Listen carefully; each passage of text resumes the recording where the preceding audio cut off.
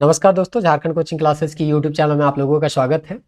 उम्मीद करते हैं आप सब बेहतर होंगे और अपने तैयारी में लगे हुए होंगे। जैसा कि आप लोगों को पता है, हम लोग इस सीरीज के तहत यूपीएससी के प्रीवियस ईयर क्वेश्चन को डिस्कस कर रहे हैं और इस क्रम में एंसेंट हिस्ट्री के जितने भी प्रश्न थे उसको हम लोग डिस्कस किए और जानने का प्रयास किए कि कौन कौन सा बेसिक सोर्स था। उम्मीद करते हैं वो सारे वीडियो आप लोग देखे होंगे और आप लोगों को आइडिया लग गया होगा कि कौन सा एक बेसिक सोर्स पढ़ा जाए जिससे ज़्यादा से ज़्यादा एंसेंट हिस्ट्री का क्वेश्चन बनाया जा सके। आज हम लोग इसी तरह से अब हम लोग आगे आज बनाने वाले हैं या प्रारंभ करने वाले हैं मेडिवल हिस्ट्री। और मेडिवल हिस्ट्री का फिर से हम लोग 2013 से लेकर 2022 तक के सभी प्रश्नों को ईयर वाइज देखने का प्रयास करेंगे और जानने का प्रयास करेंगे कि कौन सा एक बेसिक सोर्स होना चाहिए जिसको पढ़ के ज़्यादा से ज़्यादा प्रश्नों को हम सॉल्व कर पाए।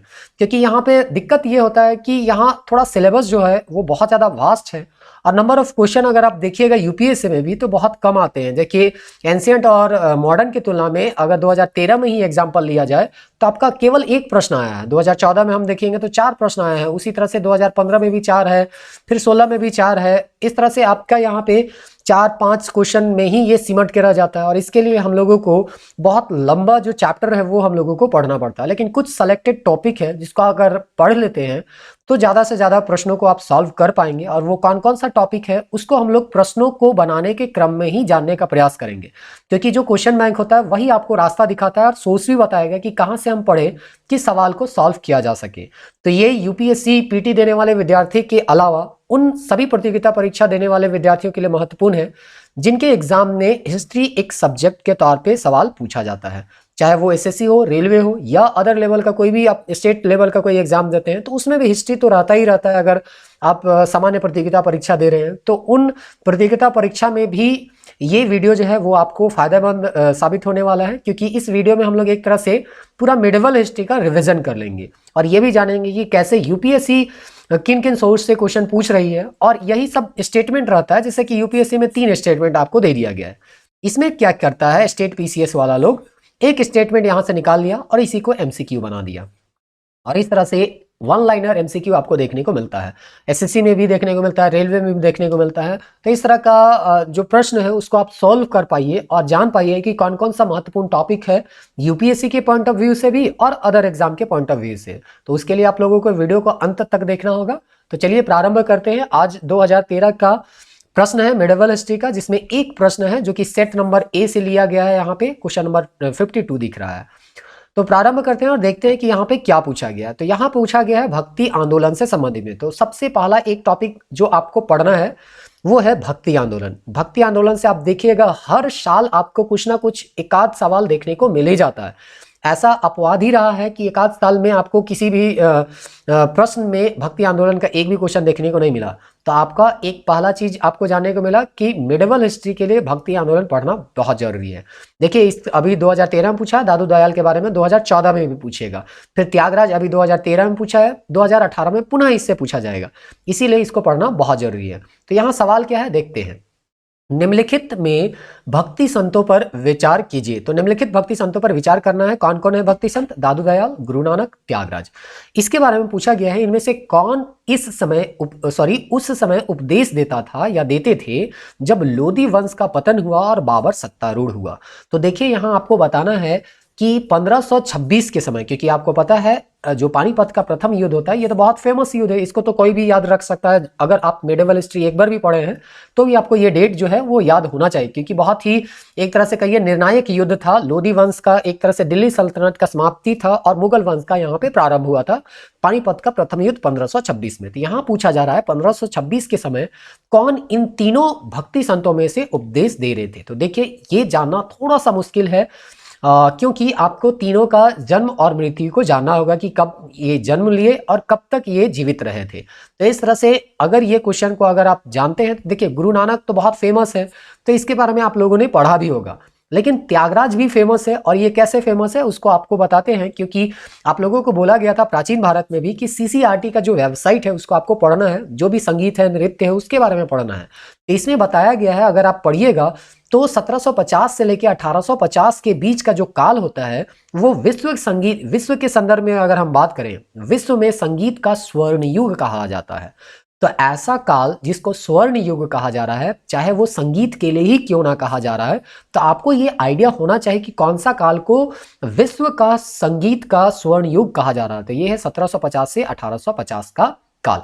इस समय देखिएगा तो भारतीय संगीत के क्षेत्र में अलग अलग क्षेत्र में अलग अलग लोगों का अपना योगदान था, लेकिन यहाँ पे चूंकि त्यागराज के बारे में हमको पढ़ना है, क्वेश्चन उसी से आया है, तो कर्नाटक संगीत के बारे में आप देखिएगा तो यहाँ पे कर्नाटक संगीत को तीन लोगों ने काफी इसको विकास प्रदान किया, या इसका कर्नाटक संगीत जो है इसके काल में प्रगति हुआ। उन तीनों का नाम क्या है? त्यागराज, मुत्तुस्वामी दीक्षितार और श्यामाजी शास्त्री। तो कहने का मतलब ये तीनों नाम आपको याद रहना चाहिए कि त्यागराज, मुत्तुस्वामी और श्यामाजी शास्त्री जो है वो कर्नाटक युग के स्वर्ण युग के समय थे। मतलब कर्नाटक जो संगीत था उसका जो डेवलपमेंट हो रहा था उस समय जो स्वर्ण युग चल रहा था, न केवल भारत में बल्कि विश्व में भी, तो उस समय से ये संबंधित थे। और ये काल था 1750 से 1850। तो 1526 से तो कोई लेना देना इसका है नहीं, क्योंकि ये कहाँ 1526, ये कहाँ 1750। तो एक ऑप्शन तो आपका कट जाता कम से कम। अगर आप CCRT अगर आप पढ़े तो त्यागराज और त्यागराज कीजिएगा तो ऑप्शन ए और ऑप्शन डी ऑप्शन सी जो है आपका एलिमिनेट हो जाता और आप बच जाते 50-50 में। और यूपीएससी का पूरा जो खेल है वो 50-50 का ही होता है, क्योंकि आप ज़्यादा से ज़्यादा यूपीएससी में 20 से 25 सवाल ही ऐसे हैं जिसको 100% श्योर होकर मार सकते हैं। बाकी जितने सवाल आप सॉल्व करते हैं वो 50-50 एलिमिनेशन के तहत ही करते हैं, और इसी तरह से हम आंसर तक पहुंचने का प्रयास करते हैं। तो चलिए, त्यागराज के बारे में तो जान गए, अब आपको यह भी याद रखना है मुत्तुस्वामी दीक्षितार और श्यामाजी शास्त्री का नाम, क्योंकि इसी से संबंधित आपको नेक्स्ट साल में भी क्वेश्चन देखने को मिलेगा। त्यागराज के बारे में आप देख लीजिएगा, कर्नाटक संगीत है 18 तक जो क्वेश्चन है 2018 का, उसमें भी त्यागराज के बारे में पूछा गया। अब हम देखते हैं दादू दयाल के बारे में। तो दादू दयाल का अगर यहाँ पे काल देखिएगा तो 1544 से लेकर 1603 है, यानी कि 1526 समय तो इनका भी जन्म नहीं हुआ था। 1526 पहले है, 44 बाद में है। तो दादू दयाल तो भी नहीं होगा। अब दादू दयाल नहीं होगा तो बच गया एक ही ऑप्शन आपका गुरु नानक। तो दादू दयाल को आप काट दीजिए, यानी कि ऑप्शन ए को काट दीजिए तो आपका डी भी कट जाएगा, तो बच जाएगा ऑप्शन बी, यानी कि गुरु नानक। अपने आप जान जाइएगा कि इसका आंसर है। अब देखिए, दादू दयाल जब आया है तो दादू दयाल भी आपका ये क्वेश्चन रिपीट होगा, इसीलिए बेसिक जो है इसके बारे में जान लीजिए कि दादू दयाल जो है वो गुजरात से संबंधित थे और ये भी भक्ति संत थे, धार्मिक सुधारक के तौर पे ये जाने जाते थे। और यहाँ पे कहा गया है कि जो भी औपचारिकता था या रूढ़िवादिता था उसको यहाँ पे ये उसका विरोध किए, और पुरोहितवाद का भी ये विरोध करते हैं दादू दयाल। तो कम से कम इतना आइडिया होना चाहिए कि ये अकबर के काल, अगर 1544 से 1603 देखिएगा तो ज्यादातर ये काल जो इनका जीवन रहा वो अकबर के समय यहाँ पे रहा। तो इस तरह से ये जो है धार्मिक भक्ति आंदोलन से जुड़े हुए थे और गुजरात से संबंधित है। इतना बेसिक आइडिया होना चाहिए। अगर इतना आइडिया है तो आप जो है आने वाले प्रश्नों को लगभग जो है एक दो ऑप्शन जो है वो एलिमिनेट कर ही सकते हैं। तो इस तरह से यहाँ पे अगर हमको गुरु नानक देव के बारे में जानना है तो गुरु नानक देव तो कोई भी आप किताब अगर पढ़ रहे हैं, जैसे ये तो आपको स्क्रीनशॉट हम लोग क्लास नोट्स का बता रहे हैं, ये मान के चलिए जो भी क्लास नोट्स का आपका यहाँ स्क्रीनशॉट दिखा रहा है वो एनसीईआरटी में आपको कहीं ना कहीं मिल जाएगा या कोई भी सिंपल गाइड बुक में मिल जाएगा। तो इस तरह से यहाँ पे अगर हम देखें गुरु नानक के बारे में तो इनका जन्म है 1469 से लेके आपका 1539 में। इसके बारे में हम लोग जानते हैं कि पंजाब के ननकाना साहिब जो कि अभी वर्तमान में पाकिस्तान में है, इनका जन्म होता है और ये कई जगह जाते हैं और अपना उपदेश देते हैं। और हाल फिलहाल में ही 2019 का अगर हम यहाँ पे बात करें तो करतारपुर कॉरिडोर का यहाँ पे उद्घाटन किया गया माननीय प्रधानमंत्री मोदी जी के द्वारा। तो इस तरह से यहाँ पे या उनके काल में यहाँ पे उनका उद्घाटन हुआ और इस तरह से 550वां जयंती इनका उस समय मनाया जा रहा था, यानी 2019 में। अगर यहाँ पे इसको माइनस भी कर देते तो आपका 1469, लेकिन ये तो 2019 का घटना है और क्वेश्चन जो है 2013 का है, इसीलिए इस करंट अफेयर से आपका ये क्वेश्चन बनने वाला नहीं था जब तक आप इनके जन्म काल और मृत्यु काल को नहीं जानते। तो इस तरह से करतारपुर कॉरिडोर अभी बना है, लगभग 4.5 किलोमीटर का है, 4.7 किलोमीटर है। तो इसको थोड़ा बहुत आपको जानकारी होना चाहिए। अब आगे हम लोग देखते हैं 2013 में तो मात्र एक सवाल पूछा गया था। 2014 में देखिए 4 प्रश्न आपको देखने को मिलेगा मेडिवल हिस्ट्री से, और ये फिर से एंशिएंट और मॉडर्न से की तुलना में कम है। मॉडर्न में 5 ही देखने को मिला था। एंशिएंट में चूंकि कल्चर वगैरह क्वेश्चन भी यहाँ पे ऐड हो जाता है तो वो नंबर ऑफ क्वेश्चन उसमें इंक्रीज हो जाता है। अब यहाँ जो क्वेश्चन पूछा था ये भी बेसिक सोर्स में आपको नहीं मिलता है, और जो भी बेसिक सोर्स में आपको नहीं मिल रहा है उसके पीछे आपको भागना नहीं है, क्योंकि ऑलरेडी अगर बेसिक सोर्स भी पढ़ते हैं तो उसके लिए बहुत वास्ट सिलेबस है मेडिवल हिस्ट्री का। इसके अलावा आप कितना बुक को आप पढ़ सकते हैं। तो कुछ ऐसा क्वेश्चन होता है जो कि स्किप करने का होता है। और ऐसे भी आपको पता है कि यूपीएससी में कट ऑफ जो रहता है ज़्यादा से ज़्यादा पीटी में कितना गया है, जनरल का भी जाता है तो मुश्किल से 50% या इससे कम ही रहता है। तो आपको उन प्रश्नों के पीछे नहीं भागना है जो कि बेसिक सोर्स में नहीं है, उन प्रश्नों के पीछे भागना है जो कि बेसिक सोर्स में है या प्रीवियस ईयर क्वेश्चन में आपको वो पूछे गए हैं। तो अगर उससे रिलेटेड कोई भी थीम अगर आता है तो उस थीम से रिलेटेड क्वेश्चन आपका गलत नहीं होना चाहिए। जैसे दादू दयाल वो रिपीट होगा तो उससे संबंधित क्वेश्चन आपका गलत नहीं होना चाहिए। त्यागराज उससे संबंधित क्वेश्चन जो है गलत नहीं होना चाहिए। और जो ऐसा थीम है जो कि कभी आया ही नहीं है, पहली बार उस साल आ गया, तो उसको आप स्किप कर सकते हैं, उसमें कोई दिक्कत नहीं है। क्योंकि ज़्यादातर लोग जो है अगर बेसिक सोर्स में नहीं है तो ज़्यादातर लोग उसको पढ़े भी नहीं होंगे। तो इस तरह से यहाँ क्वेश्चन दिया गया है, मध्यकालीन में मेहतर और पटिकल जो है ये पदनाम किसके लिए प्रयुक्त होता था? ग्राम मुखिया है। ये जो है बेसिक सोर्स में तो हमको नहीं मिला, तो आप लोग देख लीजिए एक बार, अगर कहीं मिल जाए तो ठीक बात है। तो महत्तर जो होता था वो नॉर्थ इंडिया से संबंधित थे और पटिकल जो थे वे वेस्टर्न इंडिया से संबंधित थे। ये ग्रामीण मुखिया का पदनाम था। अब देखिए आपको बोला गया कि 2013 में जो थीम आया था दादू दयाल, वही थीम डायरेक्ट क्वेश्चन नहीं रिपीट करता है यूपीएससी, जो थीम है वो रिपीट किया जाता है। तो इस तरह से यहाँ दादू दयाल जो है उसके द्वारा एक ग्रंथ लिखा गया है या उनके उपदेशों को जो संकलन किया गया है वो बीजक में किया गया। और बीजक काफी महत्वपूर्ण ग्रंथ है, इसको एक सामान्य व्यक्ति भी अगर पढ़ रहा है तो जानता है कि कबीर दास का जो उपदेश है उसको बीजक में संग्रहित किया गया है, ना कि दादू दयाल का। तो बीजक तो बहुत फेमस है, इसलिए इस स्टेटमेंट को आप आराम से काट सकते हैं।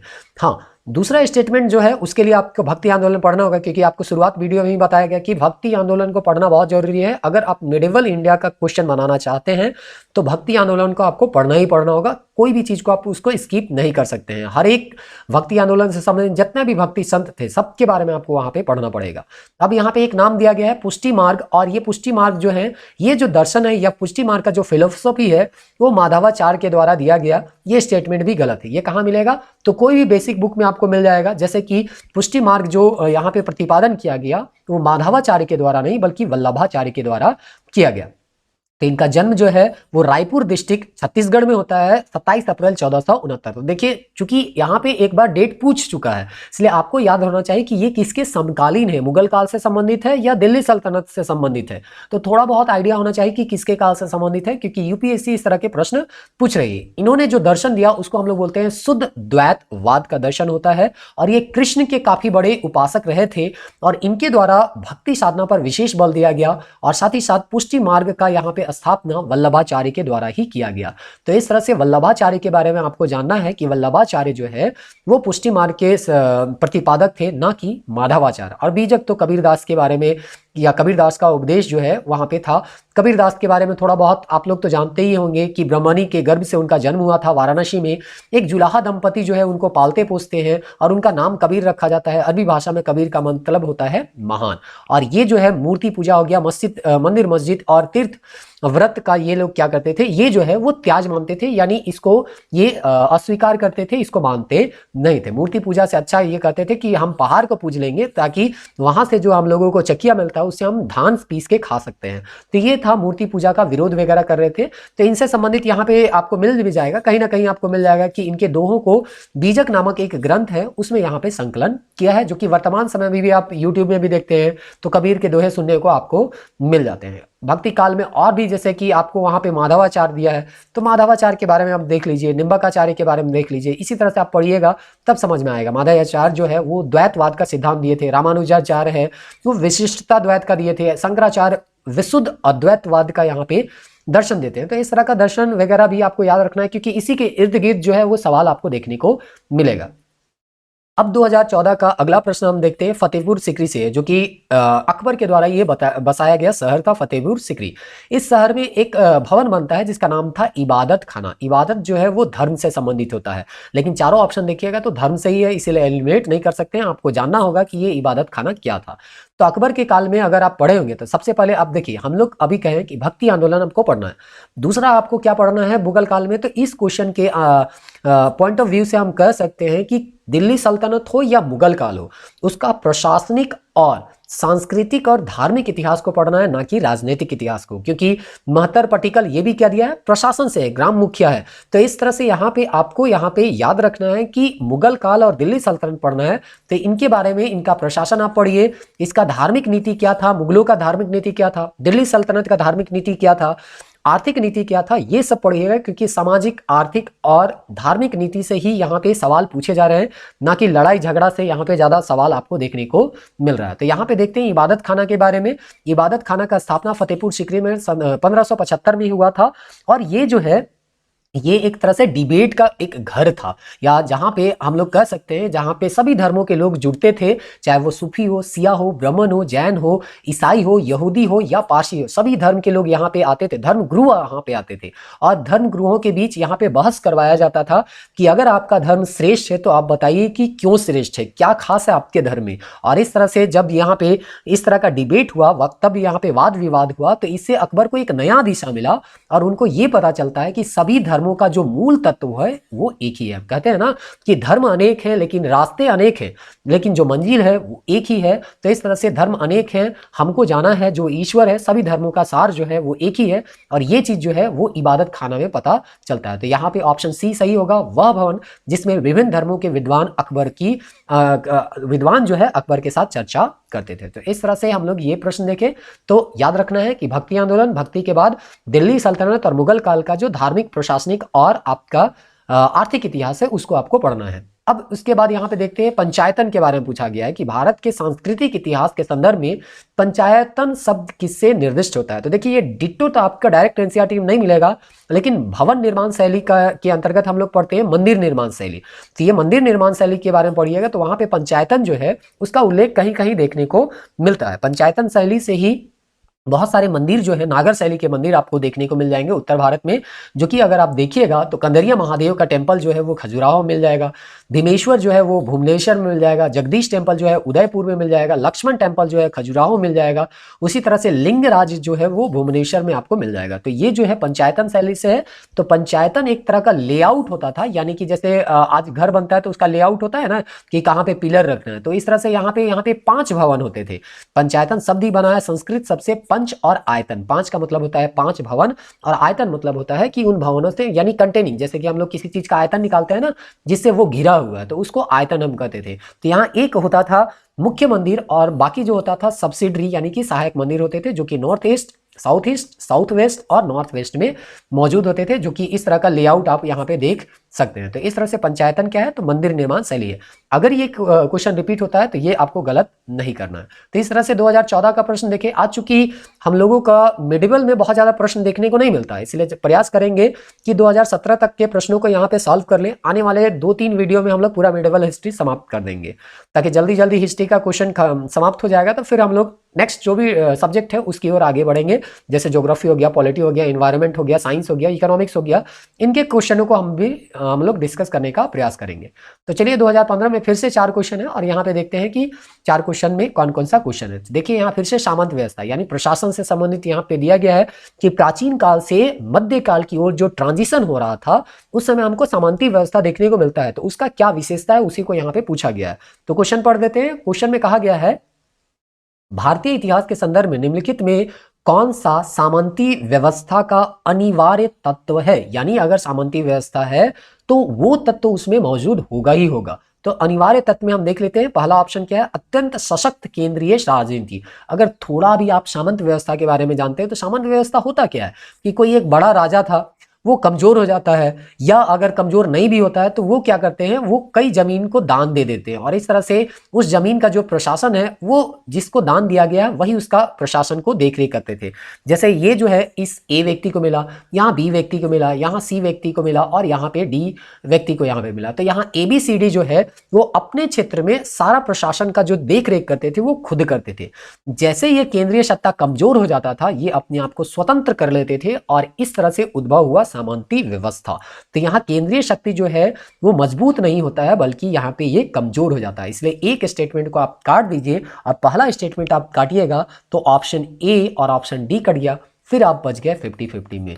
और जैसे कि आपको बताया गया यूपीएससी में ज्यादातर जो क्वेश्चन है अगर थोड़ा सा आप पढ़ के गए तो आराम से 50-50 में पहुंच सकते हैं, और 100% सियोरिटी के लिए आपको थोड़ा और मेहनत करना पड़ेगा। तब हम देखते हैं कि दूसरा और तीसरा स्टेटमेंट में कौन सा स्टेटमेंट सही है। तो देखिए, आप अगर एग्जाम हॉल में जाते हैं तो आप देखिए कि समय बचाना है तो क्या करना है।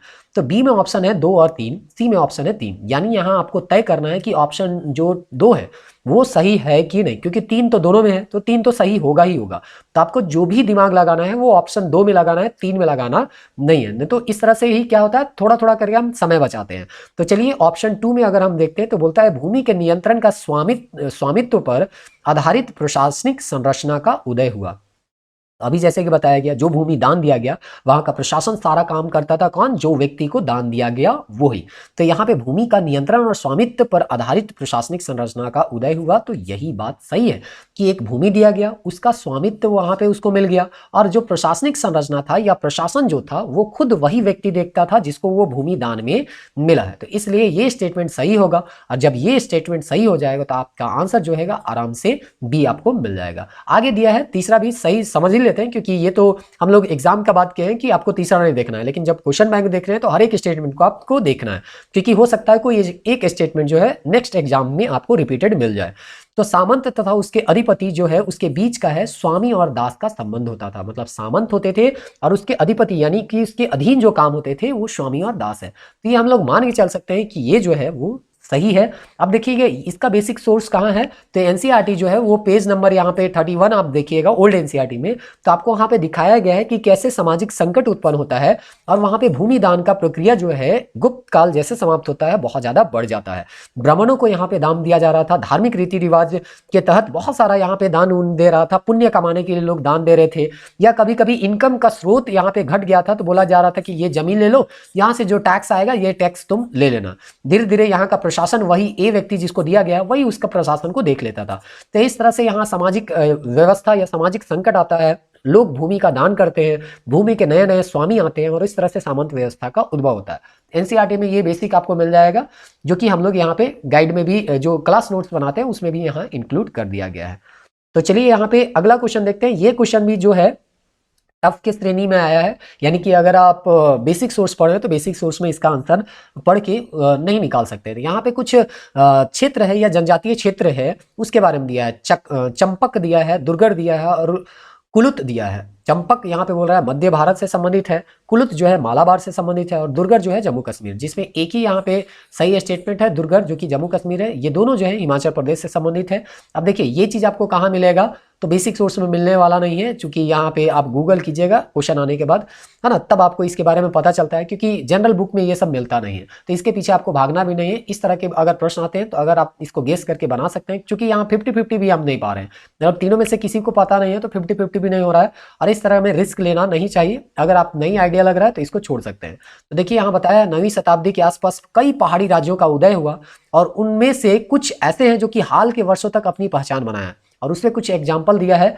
यहाँ चंपका करके यहाँ पे दिया गया है आपका, देखिए, जो कि है ना, चंपका करके चंबा है वो हिमाचल प्रदेश से, दुर्गरा है जम्मू कश्मीर जो कि यहाँ सही था, त्रिगत जो है जालंधर से, और कुलता जो है वो कुल्लू है, कुल्लू मनाली कहाँ आपको मिलेगा, तो हिमाचल प्रदेश में ही मिलेगा। तो इस तरह से यहाँ पे आपका दूसरा स्टेटमेंट जो था वो सही था या सही मिलान था, और बाकी जो है ना चंपक जो था और कुलुत जो था वो हिमाचल प्रदेश से संबंधित है, ना कि मध्य भारत और मालाबार से संबंधित है। तो इस तरह से इसका आंसर केवल बी हो जाएगा। अगला प्रश्न देखते हैं, जो कि बहुत ही एक तरह से कहा जा सकता है आसान है। अब तीसरा टॉपिक, अभी तक आपको हम बताएं कि सबसे पहले आपको भक्ति आंदोलन पढ़ना है, दूसरा आप दिल्ली सल्तनत और मुगल काल का आप क्या कीजिएगा, प्रशासनिक ढांचा को आप पढ़िएगा, सामाजिक और आर्थिक ढांचा, यहाँ पे प्रशासनिक हो गया, आर्थिक हो गया, और सामाजिक जो है या एक तरह से हम कह सकते हैं धार्मिक व्यवस्था, तो ये धार्मिक व्यवस्था को आप क्या कर सकते हैं, पढ़ सकते हैं। अब यहाँ पे आपको यहाँ पे जानना है एक चीज कि, और एक चीज क्या है जो मिडिवल में बहुत इंपॉर्टेंट है या ज्यादातर प्रश्न पूछा जाता है, वो है विजयनगर साम्राज्य। तो ये जो विजयनगर साम्राज्य है एनसीईआरटी में पूरा एक डिटेल आपको चैप्टर वाइज चैप्टर दिया गया है, उस विजयनगर साम्राज्य को आप पढ़ लीजिएगा, सवाल वहां से आपका बनता हुआ दिखता है। यहाँ पे पूछा गया है कृष्णा की एक सहायक नदी है के दक्षिणी तट पर एक नए नगर का स्थापना किया गया, और उस देवता के प्रतिनिधि के रूप में अपने इस नए राज्य पर शासन करने का दायित्व लिया गया, जिसके बारे में माना जाता है कि कृष्णा नदी से दक्षिण समस्त भूमि उसी देवता का है। और ये है हरिहर प्रथम, जिन्होंने विजयनगर साम्राज्य का स्थापना किया। नदी का नाम आपको पता होगा, ये कृष्णा की तुंगभद्रा नदी के बारे में यहाँ पे बात कर रहा है। तो इस तरह से आपको ये, चूंकि विजयनगर साम्राज्य के संस्थापक ही है हरिहर और बुक्का, तो इस तरह से ये चार ऑप्शन देख के भी आपको पता चल जाएगा कि हरिहर के बारे में बात कर रहा है। कृष्णा तुंगभद्रा ये जो है एरिया विजयनगर साम्राज्य का ही जो पड़ता है, वो विजयनगर साम्राज्य में ही पड़ता है, जिसका स्थापना 1365 ईस्वी में आप मान के चल सकते हैं। तो इस तरह से यहाँ विजयनगर साम्राज्य का उद्भव होता है, जो कि मुगल काल तक ये रहता है। धीरे धीरे आपका यहाँ पे मुगल काल आते आते इसका डिक्लाइन हो जाता है। तो चलिए अगला हम लोग यहाँ पे पढ़ते हैं, बाबर के बारे में दिया गया है। तो देखिए कुछ टेक्नोलॉजी है जो कि यहाँ पे पूछा गया है, वो टेक्नोलॉजी आप थोड़ा बहुत अगर आप पढ़े होंगे तो आइडिया होगा। जैसे कि बारूद के बारे में हम लोग भले ना पढ़े हो, लेकिन ये चीज जानते हैं कि बाबर जब यहाँ पे आए थे तो अपने साथ तोप लेके आए थे। अगर आप बाबर के बारे में एक लाइन भी पढ़े हैं, दो लाइन भी पढ़े हैं, तो एक चीज तो होता है कि इन्होंने सबसे पहले युद्ध में यहाँ पे तोप का यहाँ पे भारतीय उपमहाद्वीप में ये लाया, और तोप जो है यहाँ पे इब्राहिम लोदी को हराने में सबसे महत्वपूर्ण भूमिका निभाता है। तो बाबर जब आता है तो उसमें हम लोगों को यहाँ स्टेटमेंट दिया गया है क्या क्या यहाँ पे आता है या क्या उसका यहाँ पे परिणाम देखने को मिलता है। तो सबसे पहले दिया गया उपमहाद्वीप में बारूद के उपयोग की शुरुआत। तो यहाँ पे अगर थोड़ा सा आप सोचने में या पढ़ने में अगर हड़बड़ी कर दिए तो ये स्टेटमेंट आपको लगेगा कि ये सही है, क्योंकि तोप जो होता है उसमें तो बारूद होता है, लेकिन बारूद अलग चीज है और तोप अलग चीज है। बारूद का इस्तेमाल आपका मंगोल के समय हो गया था, और मंगोल जो है यहाँ पे 12वीं-13वीं शताब्दी में दिल्ली सल्तनत के काल में ही, इल्तुतमिश के काल में आप जब पढ़िएगा तो उसी समय यहाँ पे देखने को उसको मिलेगा। तो ये स्टेटमेंट आपका पहला कट गया। दूसरा है, इस क्षेत्र में स्थापत्य कला में मेहराब और गुंबद, अगर दिल्ली सल्तनत पढ़े आप थोड़ा भी वहाँ इमेज अगर देखें तो उसी समय गुंबद वगैरह आपका क्या हुआ था, बनना शुरू हो गया था। तो दूसरा स्टेटमेंट भी आपका कट जाएगा। तीसरा स्टेटमेंट अगर आप नहीं भी जान रहे हैं तो भी इसका आंसर जान जाइए, क्योंकि यहाँ पे एक ऑप्शन यहाँ पे कट ही गया है, दो ऑप्शन कट गया है, तो आंसर क्या बचा है, 3 है। लेकिन देख देते हैं, इस क्षेत्र में तैमूरी राजवंश का स्थापित हुआ था, ये सही है। ये बेसिक सोर्स में ये हो सकता है नहीं मिले, लेकिन ये दोनों तो आपको आराम से मिल जाएगा कि बारूद का जो उपयोग है अगर नहीं भी मिल रहा है तो तोप का उपयोग जो है वो बाबर के समय में हुआ था, बारूद तो मंगोल लाए थे। और मेहराब जो है वो तो दिल्ली सल्तनत में, अगर एक भी भवन का स्ट्रक्चर आप देखे होंगे तो आपको आइडिया लग गया होगा कि मेहराब यहाँ पे दिल्ली सल्तनत के काल में ही बना था। अगला प्रश्न देखते हैं जो कि 2016 से संबंधित है। इसमें भी 4 प्रश्न ही है, तो इसको और 2017 का एक प्रश्न है उसको हम लोग देख लेते हैं, और उसके बाद हम लोग नेक्स्ट वीडियो में 2018 से सभी प्रश्नों को देखने का प्रयास करेंगे। आगे यहाँ पे सवाल बोलता है, मध्यकालीन भारत में सांस्कृतिक इतिहास के संदर्भ में निम्नलिखित कथनों पर विचार कीजिए। तमिल क्षेत्र के सिद्ध एकेश्वरवादी थे, मतलब सिद्ध जैसे बहुत सारा अलग अलग पंथ बनेगा, सिद्ध है, नाथ है, योगी है, इस तरह का अलग अलग पंथ बनेगा जिसमें सिद्धेश्वर है या सिद्ध है, वो लोग एकेश्वरवादी थे, मतलब एक ही देवता का पूजा करते थे। मूर्ति पूजा का ये लोग निंदा करते थे, यानी कि मूर्ति पूजा ये लोग नहीं मानते थे। उसी तरह से कन्नड़ क्षेत्र में आप देखिएगा तो लिंगायत जो है पुनर्जन्म के सिद्धांत पर प्रश्न चिन्ह लगाते थे, यानी क्या होगा, पुनर्जन्म के सिद्धांत को ये लोग मानते नहीं थे। अब ये चीज आपको कहाँ मिलेगा, तो आपको एनसीईआरटी में मिलेगा। क्लास 12 का एनसीईआरटी अगर आप पढ़िएगा तो वहां पे स्पष्ट तौर पे वीर शैव करके एक नाम मिलता है, और यहाँ बताता है कि 12वीं शताब्दी में कर्नाटक के नवीन आंदोलन का एक उद्भव होता है। जैसे भक्ति आंदोलन शुरुआत हो रहा था, उसी समय यहाँ पे कर्नाटक में भी एक नवीन आंदोलन शुरू होता है, और जिसका नेतृत्व जो करते हैं वो बसवना करते हैं 1106 से 68 तक। तो जैसे वहां पे आपको त्यागराज के बारे में पूछा गया, दादू दयाल के बारे में पूछा गया कि 1526 के समय कौन यहाँ पे समकालीन थे, तो आपको आइडिया होना चाहिए कि 1106, 1168, अब जी तो दिल्ली सल्तनत का यहाँ स्थापना भी नहीं हुआ है, तो आपको पूछा जाएगा बसवना या लिंगायत धर्म जो है वो दिल्ली सल्तनत के समय इसके जो बसवना थे वो समकालीन थे कि नहीं। तो ये थोड़ा बहुत आपको आइडिया होना चाहिए, क्योंकि क्वेश्चन बैंक से आपको आइडिया लग गया कि कौन किसके समकालीन है, इस तरह के प्रश्न पूछे जाते हैं। तो बसवना नामक एक ब्राह्मण था, और उन्होंने ही जैन मत, जो कि शुरुआत में ब्राह्मण थे और जैन मत को मानते थे, लेकिन बाद में वो क्या हो गए, चालुक्य राजा के दरबार में मंत्री भी थे, और ये जो है वीर शैव यानी शिव के यहाँ पे ये अनुयायी हो गए, और ये लोग अपना हाथ में एक छोटा सा लिंग बांधते थे। वाम स्कंद जो है, पुरुष जो है वाम स्कंद पे क्या बांधते थे, लिंग बांधते थे, और लिंग किसका सूचक है, तो शिव भगवान का सूचक है, इसीलिए इस समुदाय का नाम पड़ गया लिंगायत समुदाय। ये तो हो गया लिंगायत समुदाय का इंट्रोडक्शन और शुरुआत के बारे में। अब इसका हम फिलोसफी को पढ़ते हैं, दर्शन को पढ़ते हैं कि क्या चीज ये मानते थे और क्या चीज नहीं मानते थे। तो इनका मानना था कि जब हम लोगों का देहांत हो जाता है यानी मृत्यु हो जाता है उसके बाद हम लोग जो है वो शिव में लीन हो जाते हैं, यानी कि पुनर्जन्म हम लोगों का नहीं होता। उन्होंने है ना पुनर्जन्म के सिद्धांत पर प्रश्नवाचक चिन्ह लगाए। यही देखिए सीधे सीधे यही स्टेटमेंट आपका यहाँ पे दिया गया है कि अगर क्वेश्चन में देखिएगा तो यहाँ दिख रहा है ना, पुनर्जन्म के सिद्धांत पर प्रश्न चिन्ह लगाते हैं। तो देखिए एनसीईआरटी आपका कितना महत्वपूर्ण है, कम से कम एक नजर तो आपको देख लेना ही है। अगर बेसिक में बनता है तो इन प्रश्नों को आपको छोड़ना नहीं। हाँ कुछ एक अतरंगी सा क्वेश्चन पूछ दिया कहीं, है ना, कोई मोटा सा किताब से, तो उसके पीछे नहीं भागना, लेकिन बेसिक सोच को आपको बनाना है। तो इस तरह से पुनर्जन्म के सिद्धांत कोई लोग नहीं मानते थे। धर्मशास्त्र में जिन आचारों को अस्वीकार किया गया था, यानी धर्मशास्त्र में जो चीज को यहाँ पे अस्वीकार किया गया था वो लोग को इसको ये लोग स्वीकार करते थे। जैसे उदाहरण दिया है वयस्क विवाह, यानी धर्मशास्त्र में वयस्क विवाह को अस्वीकार किया गया था, लेकिन लिंगायत जो है वयस्क विवाह को स्वीकार करते हैं। उसी तरह से विधवा पुनर्विवाह को स्वीकार करते हैं, मतलब विधवा है तो उसका पुनर्विवाह होना चाहिए, ऐसा लिंगायतों को मानना था। तो इस तरह से कुछ अंतर था, ये अंतर आपको पूछा जा सकता है आने वाले एग्जाम में, और इसी तरह से आपको तैयारी करना है, पढ़ना है, तभी जाके आपको फायदा होने वाला है। नहीं तो फिर इसका बहुत ज्यादा एबीसीडी आंसर बार बार आप बताते हैं, एबीसीडी जानने में कोई फायदा नहीं है। इसके अलावा यहाँ पे नाथ, जोगी और सिद्धेश्वर करके यहाँ पे सिद्ध के बारे में पूछा गया है कि सिद्ध लोग जो है या सिद्धेतर लोग जो है एकेश्वरवादी थे। तो ये जो है ये भी आपको यहाँ पे देखने को मिल जाएगा, थोड़ा धुंधला आपको दिख रहा होगा, हम पढ़ देते हैं। यहाँ पे बोलता है ये लोग जो है नाथपंथी है, सिद्ध है और योगी, ये लोग तर्क वितर्क पे यहाँ पे बात करते थे, और ये जो है कर्मकांड, आवंडर और बनावटी जो पहलू है उसका ये लोग आलोचना करते थे। और मूर्ति पूजा लोग को जो है वो आलोचना ही तो एक तरह से हुआ, जो भी आडंबर है उसका ये लोग आलोचना करते हैं, तो ये आलोचना हो गया।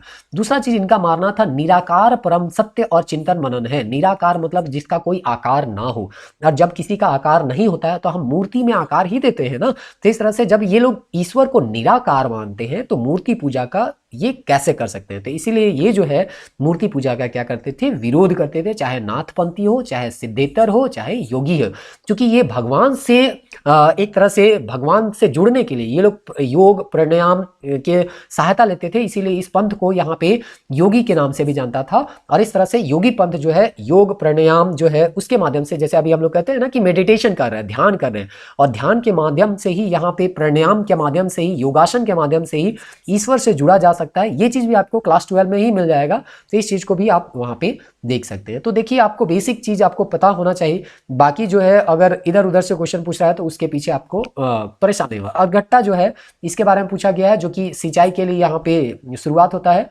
या इसका प्रयोग किया गया था, जो कि क्लास 7 में आपको देखने को मिल जाएगा, रहट करके यहाँ पे दिया गया। तो ये यही है पानी निकालने का ये क्या है, साधन है।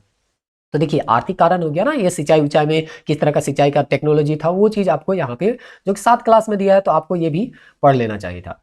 अब यहाँ पे विजयनगर साम्राज्य, जो कि आपको बताया गया कि विजयनगर, वहाँ पे अभी देखिए आपको पूछा गया है कृष्णा की सहायक नदी में कौन वहाँ पे इस साम्राज्य का स्थापना किया, तो हरिहर और बुक्का। तो हरिहर प्रथम के बारे में पूछा गया, लेकिन विजयनगर साम्राज्य में अगर देखिएगा तो सबसे महत्वपूर्ण जो राजा हुआ वो कृष्णदेव हुए। तो इस तरह से यहाँ पे कृष्णदेव के बारे में यहाँ सवाल पूछा गया, इसलिए बोला गया एनसीईआरटी अगर देता है पूरा विजयनगर साम्राज्य एक पूरा चैप्टर में, तो आपको उसको पढ़ना जरूरी है। विजयनगर शासक कृष्णदेव को कराधान यानी टैक्स व्यवस्था में संबंधित निम्नलिखित कथनों पर विचार कीजिए। तो कृष्णदेव राय जो टैक्स लेते थे उसके बारे में यहाँ पे 2 स्टेटमेंट दिया गया है, आपको बताना है सही है कि गलत है।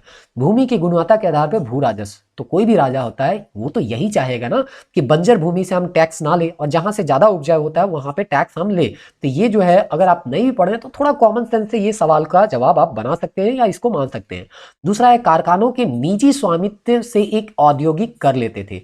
तो आप समझिए अभी टैक्स लिया जाता है, सरकार कैसे चलती है, तो कर से, तो उस समय राजा को राजकोष जो मिलेगा वो कहां से मिलेगा, किसानों से मिलेगा। जब किसान से ले रहा है टैक्स, तो जो उद्योग वहां पे खुले होंगे उससे कैसे टैक्स मना कर देगा या उसे क्यों नहीं लेगा। तो ये स्टेटमेंट भी अगर आप बेसिक लॉजिक से अगर बनाते तो ये स्टेटमेंट भी आपका सही हो जाता। तो इस तरह से आंसर हमारा जो होगा वो सी होगा, यानी दोनों सही है कृष्णदेव राय के बारे में। अगला प्रश्न हम देखते हैं, भारतीय इतिहास में मध्यकाल में बंजारे, अब इसको कौन नहीं जानता, बंजारा तो अभी भी होता है जो कि इधर उधर क्या करते रहते हैं, घूमते फिरते रहते हैं, खानाबदोश है, व्यापार कार्य में संलग्न रहते हैं। लेकिन एनसीईआरटी में भी आपको देखने को मिल जाएगा, एनसीईआरटी में बोला गया है कि बंजारा लोग जो होते हैं वो व्यापारी खानाबदोश है। और एनसीईआरटी जो बोला जाता है आपको बार बार पढ़ने के लिए, तब पढ़ लिया कीजिए क्योंकि सवाल यहीं से कहीं ना कहीं से आपको देखने को मिल रहा है। टांडा कहा जाता है, सुल्तान अलाउद्दीन खिलजी जो है ना, वो भी बताया है कि जो वो ना खिलजी का आपका बाजार नियम जो था, या बाजार में बहुत सारा ये क्या करते हैं फेरबदल करते हैं, तो उन बाजारों में अनाज का जो ढुलाई किया जाता था इन्हीं बंजारों की सहायता से किया जाता था। अब उसके बाद जहांगीर जो है, तुजू के जहांगीर अपना आत्मकथा लिखते हैं, उसमें बताते हैं कि जब युद्ध में सैन्य अभियान में लोग जाते थे तो सेना के लिए जो खाना लेके, खाद्यान्न लेके जाते थे, वो यही बंजारे होते थे जो कि अपने बैलगाड़ी में ढोके ले जाते थे। और ऐसा संख्या दिया है 1 लाख बैल जो है वो अनाज को ढोते थे। तो इस तरह से बंजारा जो है पूरा यहाँ इतना डिटेल में दिया गया है। तो ये आप पढ़े होंगे तो भी बनाए होंगे, नहीं पढ़े होंगे तो भी ये बंजारा क्वेश्चन तो बन ही जाना था।